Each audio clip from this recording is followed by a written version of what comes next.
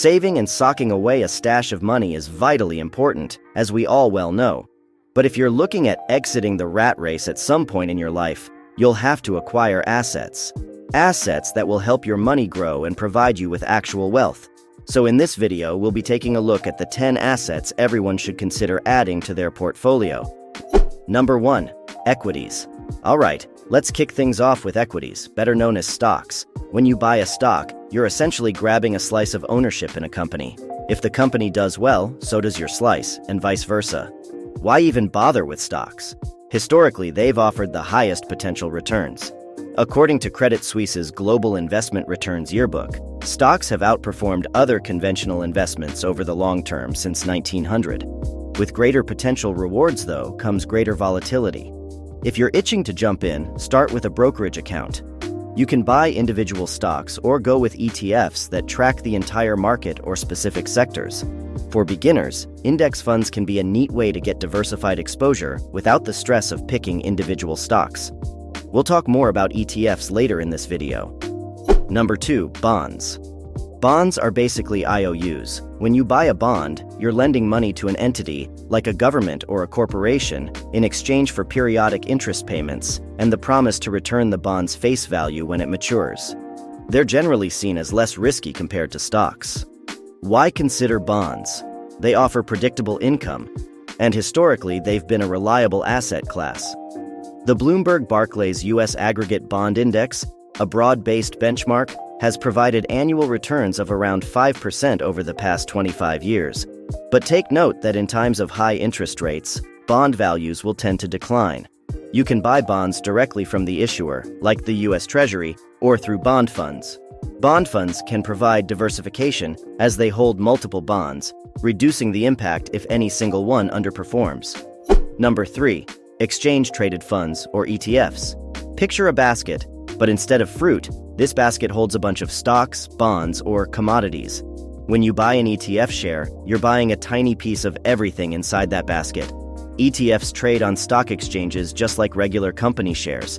The main advantage of ETFs is that they're super versatile. They give you instant diversification, and according to a report from the Investment Company Institute, assets in ETFs reached $4.4 trillion by the end of 2019. They typically have lower fees than mutual funds and can be more tax efficient. To dive into the world of ETFs, just open a brokerage account. There's a whole universe of ETFs out there, from broad market ETFs to niche sectors. Start exploring and pick the ones that align with your investment strategy. Number 4. Commodities. Commodities are raw materials or primary agricultural products that can be bought and sold. Some common examples are oil, grain, or metals. You can further subdivide them into 2 categories. Hard commodities, which are typically natural resources that must be mined or extracted, like gold or oil, and soft commodities, which are agricultural products or livestock. So why invest in commodities? They can act as a hedge against inflation since the price of goods tends to increase when the value of money decreases.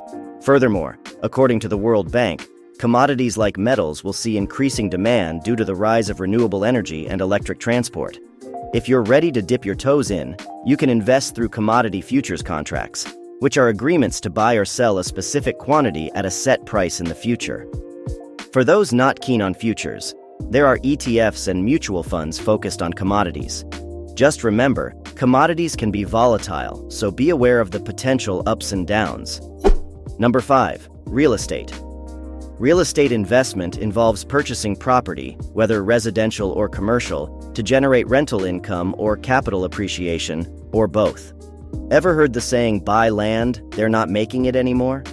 Well, that's one of the appeals of real estate. It's tangible, limited supply. Real estate has historically provided a stable and reliable return on investment. According to the National Council of Real Estate Investment Fiduciaries, the long-term average annual return on U.S. real estate investments has hovered around 10% over the past 25 years. Not too shabby. The typical way to get invested in real estate is to, of course, buy your own house or apartment. But another option is real estate investment trusts, or REITs. They're companies that own or finance income-producing real estate, and you can buy shares of REITs on major stock exchanges. It's a simpler, lower-cost way to get in without buying physical property.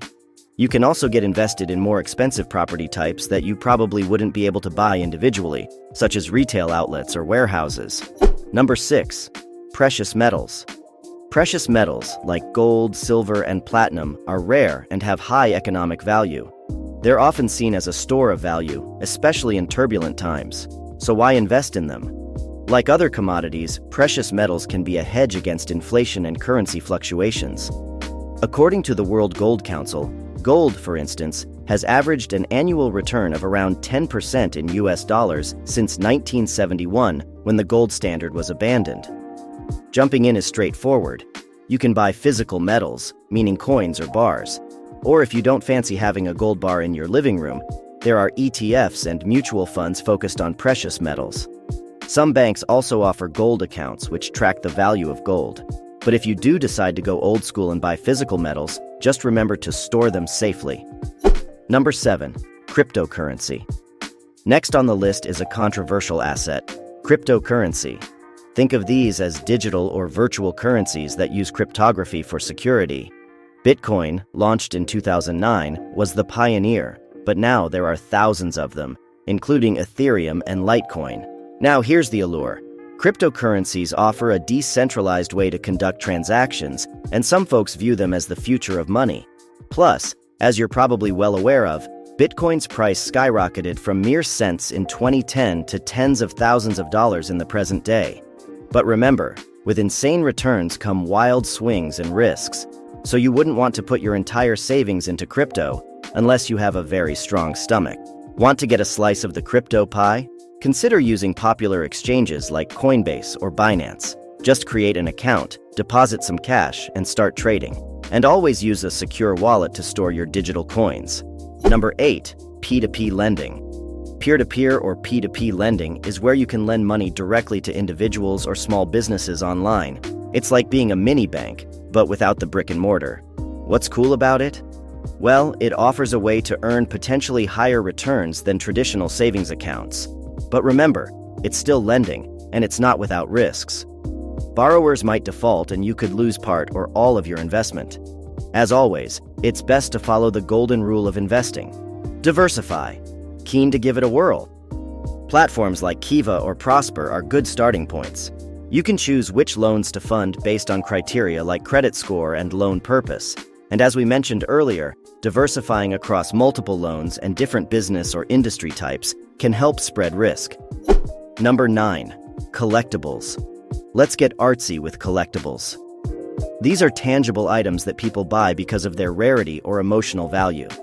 Think vintage wines, antique furniture, rare coins, and even comic books or trading cards. So why collectibles? They can be a fun personal investment that has the potential to appreciate over time. According to the Knight Frank Luxury Investment Index, some collectibles like classic cars and rare whiskey have seen impressive returns over a decade. But remember, the market can be subjective and volatile. If you're feeling the vibe, start with something you're passionate about. Attend auctions, visit galleries, or join collector communities. And always try to get your items authenticated and insured. Number 10. Emerging markets. Last but not least, emerging markets. These are economies that are in the fast lane of industrialization and experiencing higher than average growth. Think countries like India, Brazil, and South Africa. There are also entire regions that are considered as emerging markets, such as Southeast Asia. So what's the buzz around emerging markets? They offer growth potential. As per the World Bank, emerging economies are projected to grow almost twice as fast as advanced ones in 2023. However, they also come with their own set of risks. Think political, economic, and even currency risks. Eager to invest? Check out emerging market mutual funds or ETFs. They offer a convenient route to gain exposure without having to navigate the intricacies of each country. Check out these videos next on more investing tips.